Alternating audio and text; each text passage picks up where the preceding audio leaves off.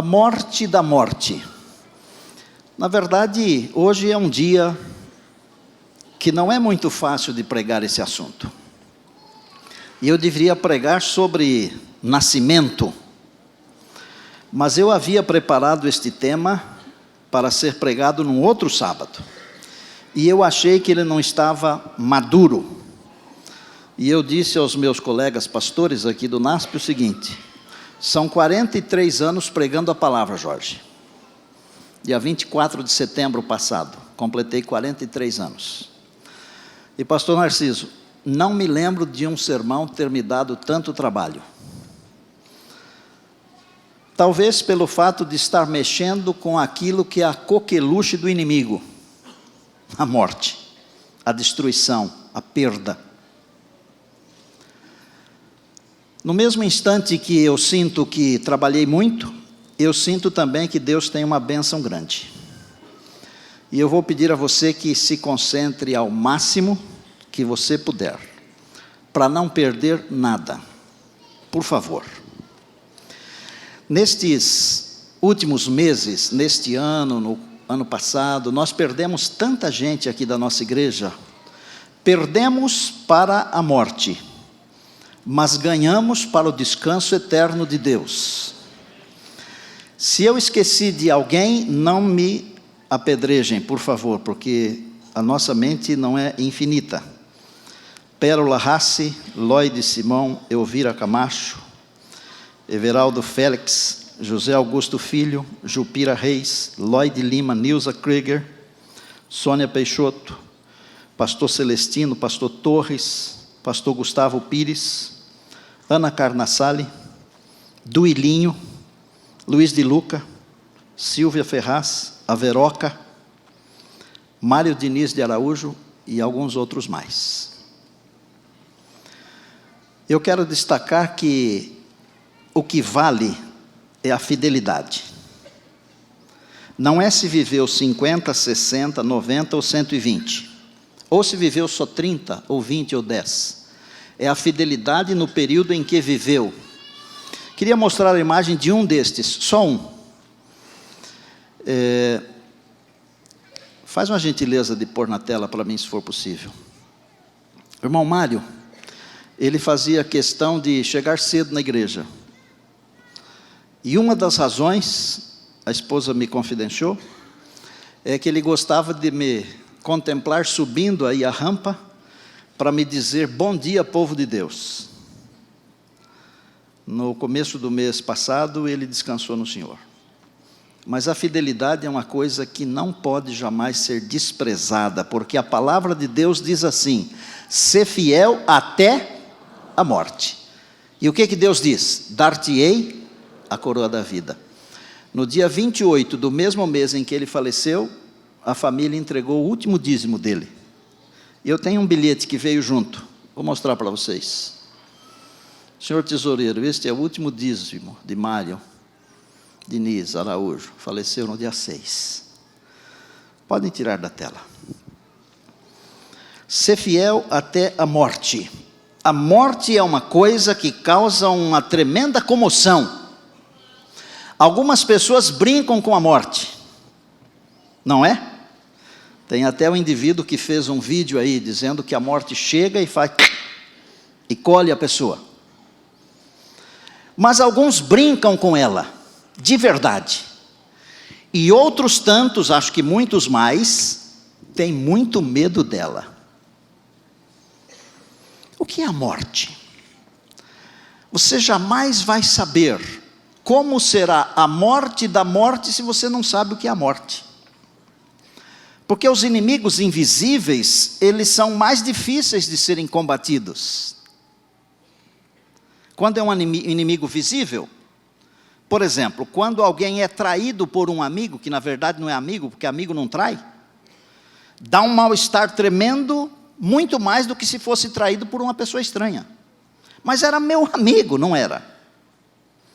Quando nós encontramos amigos, eu não sei os hormônios que acontecem no nosso corpo quando nós vemos os amigos, mas o nosso corpo inteiro se alegra.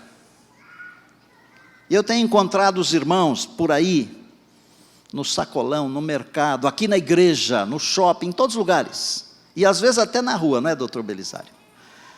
O senhor não imagina como alegrou o meu coração ver o senhor atravessando a rua lá. Bonitão, abençoado por Deus. Hormônios positivos tomam conta do ser quando ele vê um amigo. E a morte é aquela que leva o amigo embora. A morte é aquela que atrapalha. É difícil de entender, embora nós saibamos, conforme diz Romanos 6:23, que a morte é o salário do pecado. É muito difícil de entender a morte e aceitar a morte mais ainda. Agora, pior ainda é para quem não entende nada da vida. Quero que você pegue a Bíblia, a palavra de Deus. Eu quero fundamentar a nossa conversa com base em 2 versos. Eu vou citar uma porção de outros. Quero que você encontre o começo de tudo no Gênesis. Gênesis quer dizer começo também. No capítulo 2, como é que surgiu a vida, do ponto de vista da vida do ser humano. Ok? Como surgiu a vida? Gênesis 2:7. Se você entender o que é a vida, você vai entender o que é a morte, mesmo não a aceitando. Porque eu entendo o que é a morte, mas eu não a aceito. E eu estou orando para que Deus venha nos meus dias, porque eu não estou afim de descansar esse pouquinho de tempo aí que a gente descansa na morte. Eu quero ver Jesus voltando nos meus dias. Se você quer ver Jesus voltando nos seus dias, diga amém com alegria. Agora, se Ele não voltar nos seus dias, mas você estiver preparado no dia de dormir, no instante seguinte você vai acordar com a voz do Senhor Jesus, amém? Gênesis 2:7 diz assim: então formou o Senhor Deus ao homem do pó da terra, e lhe soprou nas narinas o fôlego de vida, e o homem passou a ser alma vivente. Nenhuma Bíblia diz que o homem passou a ter uma alma vivente. A Bíblia diz que o homem passou a ser alma vivente. O que é o homem? O boneco. O boneco seria essa lâmpada aqui, ó. O boneco de barro. Essa lâmpada. A lâmpada é perfeita quando está funcionando. Mas se ela não estiver ligada na corrente de energia, é só uma lâmpada. Ok? O que é que Deus fez? Deus fez a lâmpada. O corpo humano. Está claro? E Deus então soprou nas narinas do corpo humano o fôlego de vida, e o homem passou a ser alma vivente. Isso é vida. Isso é alma. A alma na Bíblia significa o ser todo. E quando Deus diz assim, todas as almas são minhas, tanto a dos homens quanto a dos animais, Deus está dizendo assim, o ser todo é meu. Por isso, nós devemos santificar a Deus no nosso corpo, alma e espírito, como diz a Bíblia. E por que nós dividimos assim corpo, alma e espírito? Apenas didaticamente, para estudar, porque na verdade não dá para dividir. Sabem por quê? Porque o contrário da vida é a morte.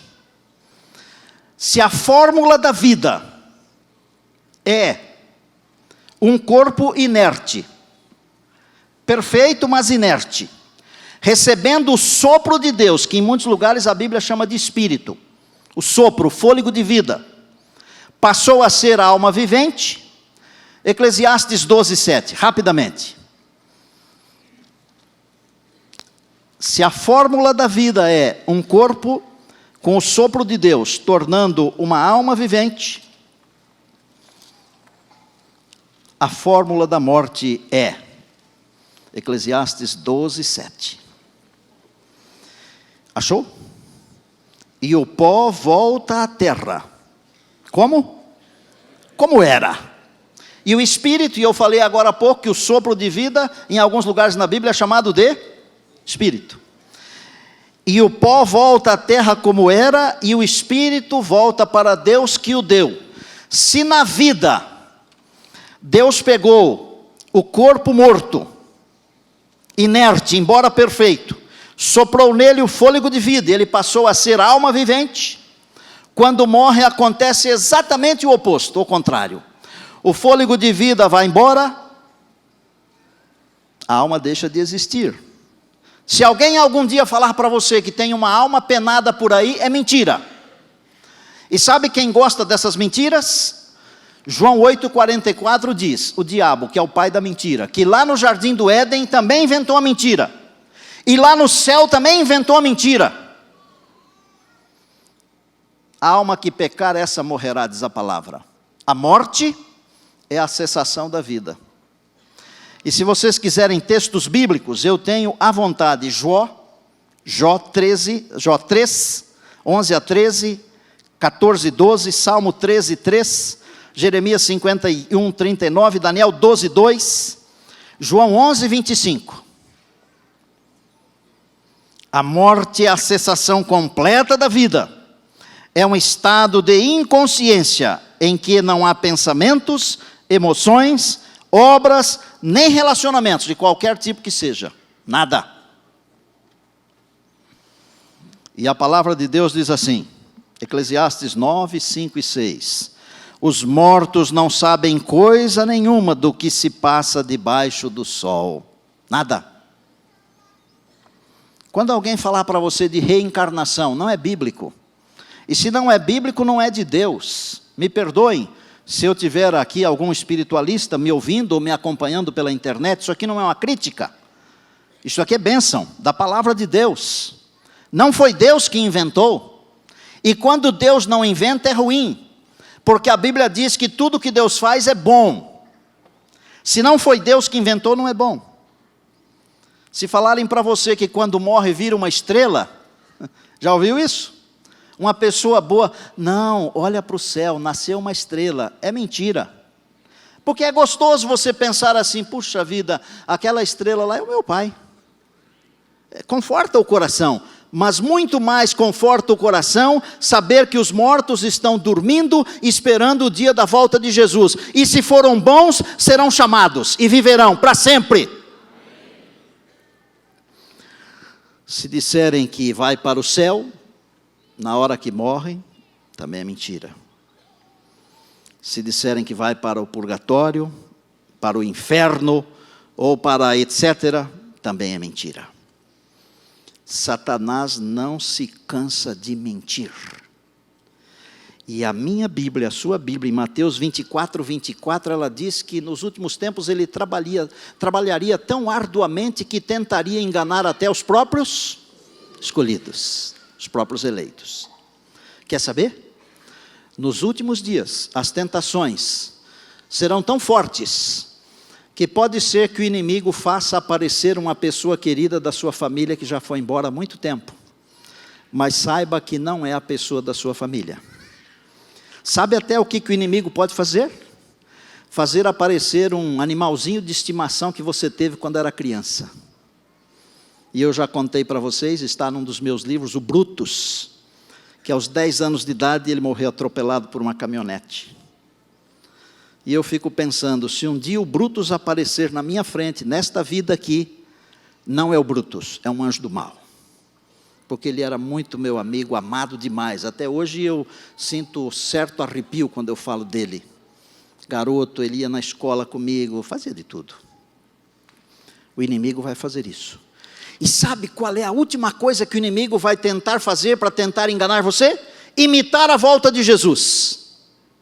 Veja como ele é astuto. Como é que, pastor, eu vou descobrir que não é Jesus? Vou dar umas informações aqui, anote aí. Se não quiser anotar, entre no site da igreja e no site estina.com.br, está na íntegra o sermão lá. Como descobrir esse engano final de Satanás? Jesus virá nas nuvens dos céus. O falso Cristo aparecerá na terra, não nas nuvens dos céus. Jesus virá com todos os anjos do seu poder. O inimigo estará sozinho ou com alguns anjos do mal. A aparição de Jesus será universal e gloriosa. E a aparição do inimigo será limitada. Jesus será visto por todos. O inimigo só será visto por alguns. Jesus não vai tocar a terra quando vier na sua segunda vinda. O inimigo vai tocar a terra porque alguns vão dizer, ele está aqui, está ali, está acolá. Jesus, quando vier, não vai operar milagres individuais. O inimigo vai operar milagres e curas para enganar as pessoas. Jesus, quando vier, não mudará a sua lei. E o inimigo vai dizer que mudou o sábado para o domingo.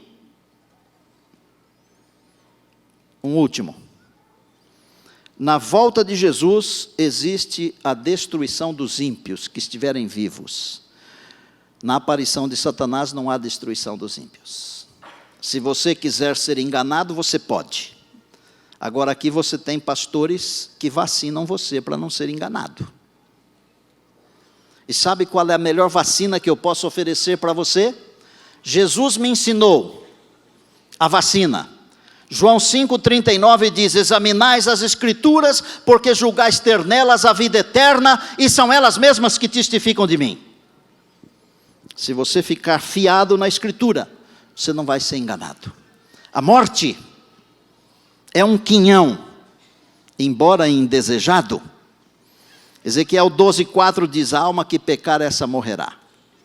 Se comer do fruto, morre, Deus disse lá no princípio. Mas e depois da morte? O que é que vem depois da morte? Depois da morte, na hora certa vem o juízo. E se você quer acreditar na palavra, porque não precisa acreditar na minha, acredita na palavra de Deus.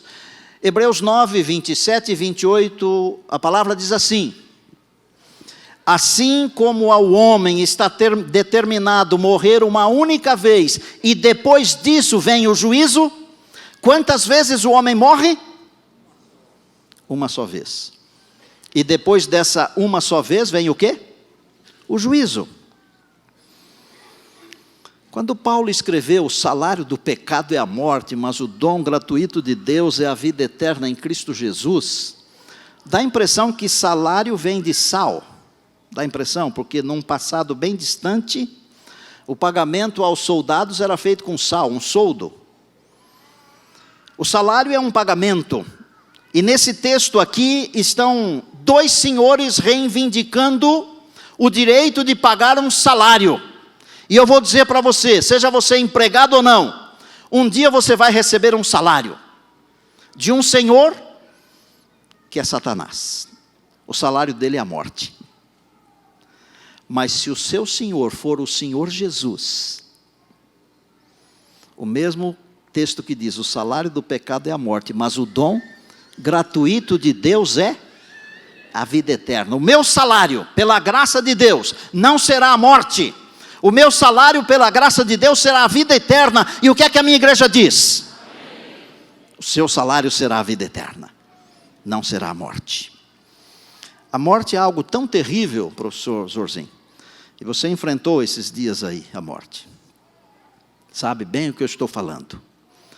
Quando enfrentamos a morte dentro da nossa família, o sentimento é mais difícil ainda. É muito difícil. Você sabe o que eu estou falando. Para que a morte morra de verdade, eu vou explicar para você a morte em 3 capítulos. 3 capítulos, não são 3 sermões não, são 3 capítulos. Primeiro capítulo: a morte da morte na morte de Cristo. É bom você ter isso na mente, porque isso é teologia da mais profunda. A morte da morte na morte de Cristo, 3 vezes morte. A morte da morte na morte de Cristo. Um professor de português pode me ajudar a fazer a sintaxe dessa frase, né? A morte da morte na morte de Cristo. Se o Senhor Jesus só tivesse morrido e não tivesse ressurgido, a morte seria vitoriosa. Mas no ministério de Jesus, ele venceu Satanás no jardim, venceu no deserto antes, depois no jardim, depois venceu na cruz e depois venceu na tumba.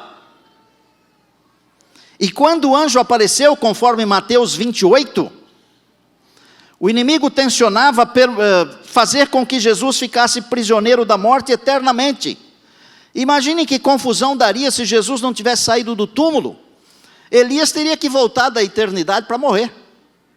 Porque Elias foi um cheque, daquele cheque que no passado a gente dava para vencer no mês que vem. Um pré-datado. Moisés teria que voltar. mas Jesus venceu também a morte. E a palavra de Deus, ela é muito enfática em 2 Timóteo 1,10, onde diz que Jesus não só destruiu a morte, como destruiu também o originador da morte. Então, o primeiro capítulo da vitória sobre a morte, da morte, tem a ver com a morte e a ressurreição do Senhor Jesus. Em Hebreus 2,14, a Bíblia ensina que Jesus destruiu também aquele que tem o poder da morte, a saber, o diabo. Dê glória a Deus, diga aleluia, diga louvado seja o Senhor. Então, a primeira derrota da morte, a morte da morte na morte de Jesus. O segundo capítulo, a morte da morte na segunda vinda de Cristo. Por quê? Porque a palavra diz que quando o Senhor Jesus chamar todos os santos que estão dormindo no pó da terra, e se você quiser ler um livro chamado O Grande Conflito, escrito por uma escritora norte-americana chamada Ellen Goldwhite, eu acredito nessa mulher, eu creio que Deus deu a ela a mesma inspiração que deu a outros profetas. Ela diz que quando Jesus chegar e estiver nas nuvens dos céus, Ele vai olhar para a sepultura dos justos que estão no mundo inteiro, e Ele vai dizer assim: ressurgi, ressurgi, ressurgi, vós que dormis no pó, e surgi. E sabe o que ela diz? A terra vai balançar com o passar de um exército sobre modo grande, de todas as nações, de todas as tribos, de todos os lugares, aleluia. Sabe o que esses indivíduos que vão sair do túmulo, Maloide, por exemplo, sabe o que eles vão dizer? Onde está, ó morte, a tua vitória? Onde está o teu aguilhão?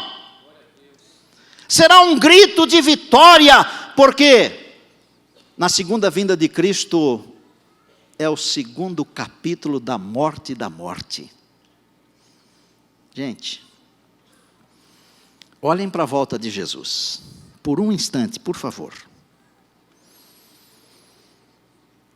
Contemplem-no, olhando para as sepulturas dos justos de todos os tempos. Eu conversava ontem com outro teólogo, dizendo assim: você tem noção de quanta gente já viveu nesse mundo? Eu disse: não tenho, e acho que ninguém tem. Imaginem todas as pessoas que viveram nesse planeta todos os tempos, e que de alguma maneira acreditaram no sangue do Senhor Jesus. Agora o Senhor Jesus aparece nas nuvens dos céus e chama esses santos que estão dormindo, e é tanta gente que a terra vai balançar. Os salvos não serão um montinho assim, tá? É muita gente, louvado seja o nome de Deus. Como Deus é poderoso. E Paulo diz assim: e nós os que estivermos vivos, quiçá nós aqui os que estivermos vivos, seremos transformados e encontraremos com eles nas nuvens, para juntos ficarmos com o Senhor, para sempre e sempre e sempre, eternamente. Aleluia, glória a Deus. Terceiro capítulo, a morte da morte na destruição final. E eu quero que você preste muita atenção nisso aqui. 1 Coríntios 15, 26, ora, o último inimigo a ser aniquilado é a morte. É o último inimigo. A morte é um inimigo, então. É o último inimigo. Como se dará a morte da morte? Quero que você entenda com base na palavra. Apocalipse 20. Se quiser olhar, pode, senão eu cito para você. Apocalipse 20. Nos versos de 7 a 10, nós encontramos a ideia de que o inimigo ficará preso por 1000 anos, porque não haverá ninguém para ele tentar. E no final desse período, ele será lançado no fogo, no lago de fogo e enxofre, onde já estão, ou já estarão, a besta e o falso profeta. Satanás será lançado no lago de fogo. O que é lago de fogo? Saibam que não é uma coisa que vai ficar queimando para o resto da vida, porque fogo só queima enquanto tem combustível. Depois que acaba o combustível, acaba o fogo. E o combustível para o fogo são os ímpios. Satanás, a besta, a imagem da besta, todos aqueles que em todos os tempos foram contra Deus, todos. E todos aqueles que foram contra Deus de todos os tempos, um dia se encontrarão com Ele face a face e serão destruídos. Isso é conhecido como lago de fogo. Imaginem o planeta inteiro pegando fogo. É mais do que um lago, é um mar. É mais do que um mar. Seria a soma de todos os oceanos e um pouquinho mais. Tem mais. Versos 14 e 15 de Apocalipse 20. A morte e o inferno também foram lançados no lago do fogo. Esta é a segunda morte. A morte, que a gente não sabe como é. Se é uma pessoa, não é. Mas se fosse, não é. Mas é alguma coisa. É a morte. É um mistério? É um mistério. E sabia que quando nós estivermos na eternidade, Jesus vai nos explicar o mistério da morte? Aí eu fiquei pensando assim, mas aí não tem mais graça. Porque não haverá mais morte. Para que eu vou querer saber de um negócio que já ficou lá para trás? Mas nós vamos saber, porque a morte é terrível. Ela apaga as lembranças, ela destrói as pessoas, as famílias. Mas ela não consegue destruir aqueles cujo coração está escondido em Deus, na pessoa de Cristo Jesus. Aleluia. O capítulo 21 de Apocalipse diz que Deus limpará dos olhos toda lágrima e a morte já não existirá. O último inimigo foi destruído. Amém? E o capítulo 22 diz que todos serão conduzidos à árvore da vida. Isso quer dizer o seguinte: vida eterna, para sempre, para não acabar nunca mais. Deus seja louvado. Queria que você entendesse uma coisa agora. Alguns não vão morrer. Olha aí, hein? Você pode se candidatar, está nesse pacote aí, gente. Alguns não vão morrer. Quem são? São aqueles que estiverem vivos por ocasião da segunda vinda de Cristo. O Apocalipse 7 fala dos 144 mil, fala da grande multidão que ninguém podia contar, são aqueles que vêm da grande tribulação. Alguns ou muitos estarão vivos por ocasião da volta de Jesus, então nunca se encontrarão com a morte. Glória a Deus, louvado seja o Senhor da vida, o nosso Pai. Segundo, alguns vão morrer uma única vez. Aqueles que durante a vida aceitaram a salvação. Eles morrem uma vez, dormem no Senhor, vão ressuscitar quando o Senhor Jesus voltar, nunca mais vão morrer. Terceiro, alguns vão morrer duas vezes. Vão morrer essa primeira morte, que nós chamamos a morte natural, que não é natural coisa nenhuma, é antinatural. E depois vão morrer a segunda morte. São os ímpios de todos os tempos.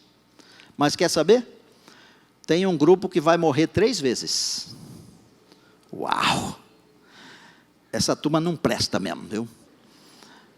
Tem alguns que ainda vivem hoje que é capaz que vão ter que morrer 3 vezes, porque não prestam nada, né? Morrem a primeira morte, vão ressuscitar para ver Jesus voltando. A Bíblia fala isso, eu não estou inventando nada. A gente chama isso de ressurreição especial. Daniel 12:2 diz que uns ressuscitarão para a vida e outros para a morte. Daniel 12:2. Quem são estes? Os que vão ressuscitar para a vida são aqueles que ajudaram a pregar a volta de Jesus, mas não deu tempo, descansaram antes. E eles vão se levantar já com um corpo incorruptível para ver se cumprir aquilo que eles pregaram. Que tal, professor Narciso? Papai e o vovô. Aí tem os seus aí também, tá bom? Não são só os dele, tem os meus também, os nossos. Vão ressuscitar incorruptível para ver Jesus voltando e para não passarem pela chacota que alguns dizem assim, tá vendo? Morreu e não aconteceu. Vão viver e vão ver acontecer. Aleluia! Junto com estes ressuscitarão alguns ímpios. Sabem quem? Aqueles que perseguiram Jesus, que cuspiram, que bateram nele, que o crucificaram, que gritaram, crucificam! E os mais acérrimos perseguidores do povo de Deus e da sua verdade, de todos os tempos. Alguns reis, Alguns homens de poder, tipo da Inquisição, por exemplo, vão ter que ressuscitar para ver os cristãos que eles mataram. A alegria desses cristãos. E esses ímpios que vão ressuscitar nessa ressurreição especial, vão morrer de novo com o fulgor do brilho da glória do nosso Senhor e Salvador Jesus Cristo. E depois do milênio, eles ressuscitarão então para que finalmente recebam o castigo final. Quer dizer, alguns têm que morrer 2 vezes.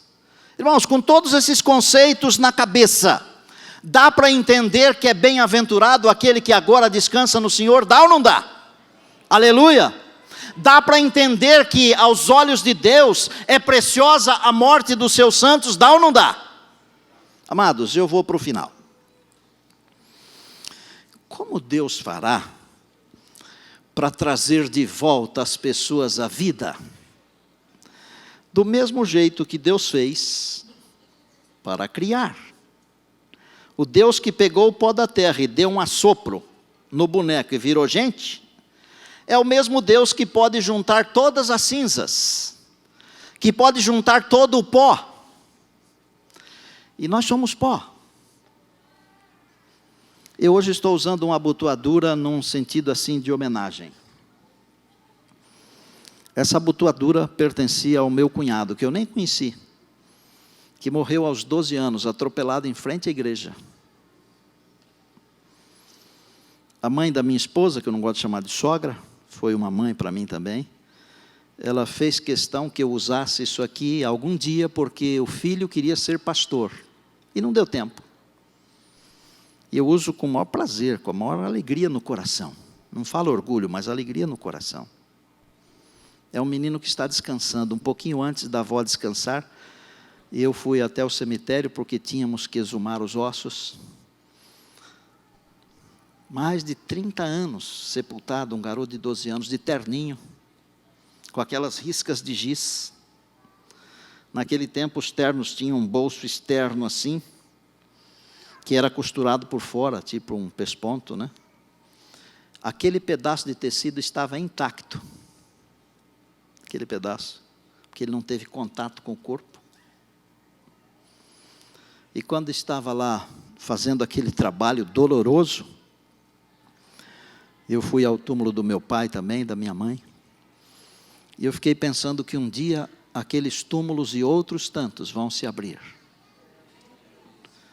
E as pessoas que sem vida foram depositadas lá, elas serão chamadas pela voz do Senhor Jesus, e nunca mais morrerão, nunca mais. É assim que Deus fará. Vou falar uma frase aqui, Momô, pode postar isso aí, viu? Que eu sei que você gosta das frases. E você também pode mandar para algum amigo seu, se quiser agora. Pega aí o seu tablet, o seu fone, manda essa mensagem. Nós temos internet livre aqui dentro da igreja. Aquele que não crê na criação terá muita dificuldade de crer na ressurreição. Quem não crê na criação também não vai crer na ressurreição, porque são coisas muito parecidas, muito similares. Não precisa nem dar o crédito para mim, só poste isso aí, porque isso é criacionismo puro. No dia da ressurreição, o túnel da morte, que parece escuro e sem fim, não é assim que a gente pensa?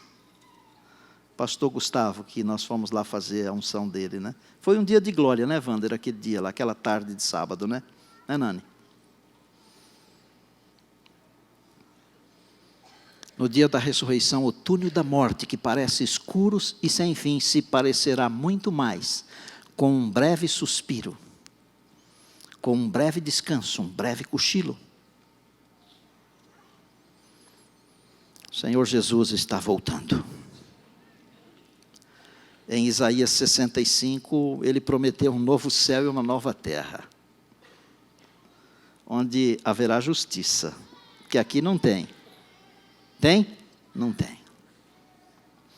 João, em Apocalipse 21, ele diz que ele viu esse novo céu e essa nova terra. Não é piada, não é miragem, não é história para dormir, Valdemar. vai começar tudo de novo como era antes, só que com uma diferença. A gente não vai mais pegar a unha na porta, para ficar assim, parecendo que está usando um esmalte por baixo da unha, não é? Não vamos mais chorar, não vamos mais nos despedir. Deus começará tudo de novo com uma diferença. Deus começará tudo de novo com uma diferença. Deus começará tudo de novo com uma diferença. A angústia não se levantará pela segunda vez. Naum capítulo 1, verso 9. Apocalipse 1,18. Estive morto, diz o Senhor Jesus. Estive morto. Mas eis que estou vivo pelos séculos dos séculos, e tenho comigo a chave da morte e do inferno. E se a nossa vida estiver nas mãos do Senhor Jesus, Ele tem as chaves. Glória a Deus. Escute. Um dia desses, nós vamos escutar algo semelhante a isso aqui, ó. Um dia desses, nós vamos escutar algo semelhante a isso aqui. O grande conflito terminou. Pecado e pecadores não mais existem. O universo inteiro está purificado. Uma única palpitação de harmonioso júbilo vibra por toda a vasta criação. Daquele que tudo criou, emanam vida, luz e alegria por todos os domínios do espaço infinito. Desde o minúsculo átomo até o maior dos mundos, todas as coisas, animadas e inanimadas, em sua serena beleza e perfeito gozo declaram que Deus é amor. A morte vai morrer. E eu estou aqui orando a Deus para que nesse dia, você e eu estejamos lá, dentro da cidade de Deus, no novo céu e na nova terra. Confie no Senhor. Não deixe a morte bagunçar a sua cabeça, sua vida, a sua esperança. A nossa esperança é o Senhor Jesus. Ele tem as chaves. E um dia desses, juntamente com os nossos queridos que já descansam no Senhor, nós iremos com Ele, com Jesus, para o lar. Nós temos uma música, filhos. Venham aqui, pertinho do pastor. Enquanto esse trio de convidados do sul do país, obrigado por terem vindo, viu? Obrigado mesmo. Enquanto eles cantam, eu queria que você fizesse assim em contrição, uma análise das suas crenças, das suas convicções.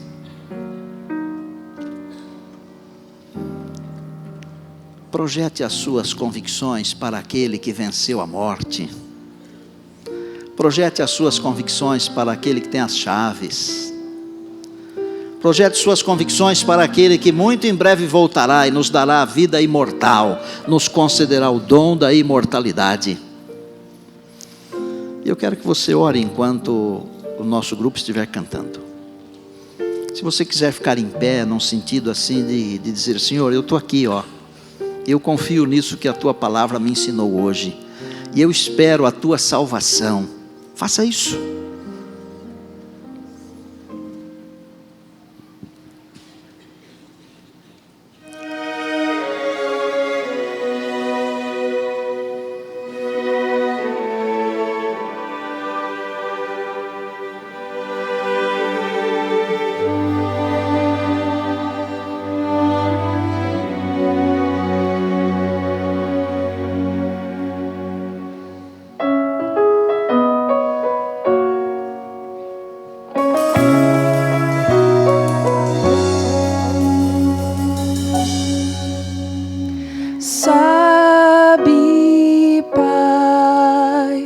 Espero o dia chegar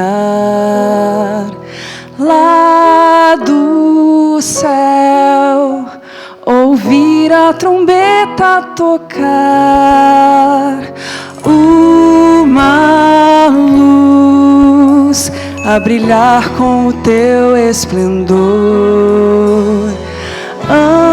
Anjos mil encobrindo o mundo de amor. É o dia da paz, verdadeira emoção. A vitória enfim chegará. Ver o rosto de Deus e feliz estarei ao ouvir o meu nome chamar. Eu aguardo o dia em que o mundo verá que a promessa irá se cumprir, e os que esperam fiéis a Jesus louvarão e para sempre ao céu vão subir.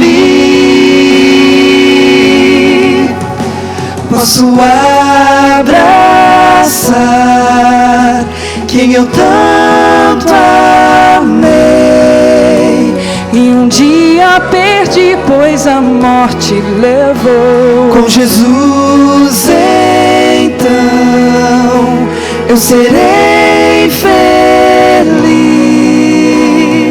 vida eterna na paz do Senhor.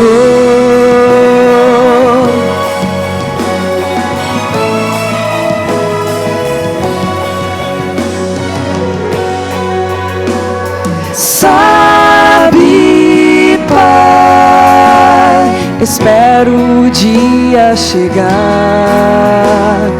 lá do céu, ouvir a trombeta tocar, uma luz a brilhar com o teu esplendor.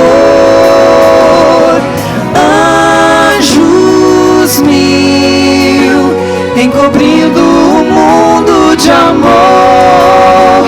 É o dia da paz, verdadeira emoção. A vitória enfim chegará. Ver o rosto de Deus e feliz estarei ao ouvir o meu nome chamar.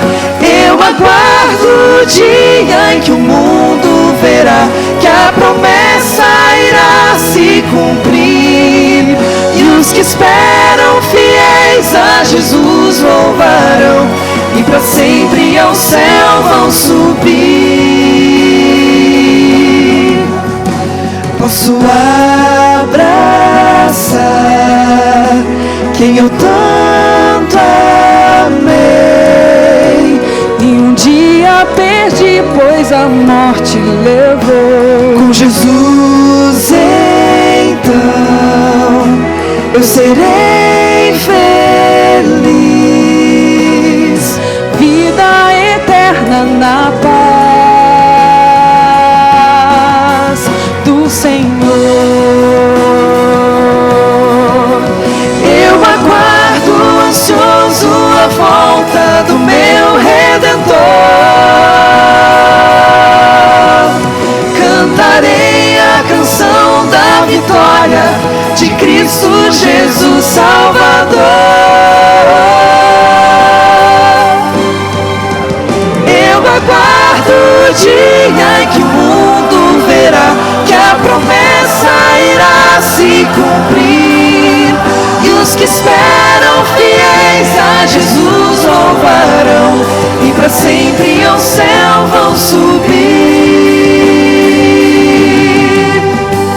Posso abraçar quem eu tanto amei, e um dia perdi, pois a morte levou. Com Jesus então eu serei feliz, vida eterna na paz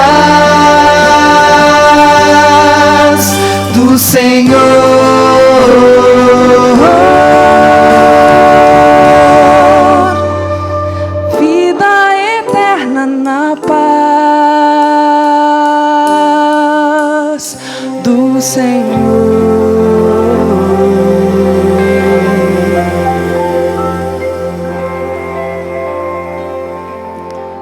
Muito obrigado, do fundo do coração, fiquem aqui comigo.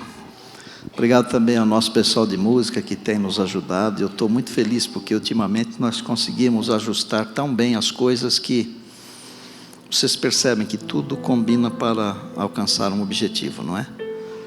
Para a glória de Deus, mas é para a nossa salvação. O pastorado está preocupado com a igreja, por isso está produzindo material, tem orado muito e trabalhado. Nós queremos ir para o céu, juntos. Olha, na morte de Jesus e na sua ressurreição, o grande golpe. Na segunda vinda, a morte já não existirá mais para os justos, e eles vão gritar: onde é que você está? E então, depois do milênio, na destruição final, aí João diz assim: no novo céu e na nova terra, a morte não existe mais. Aleluia. Senhor meu Deus,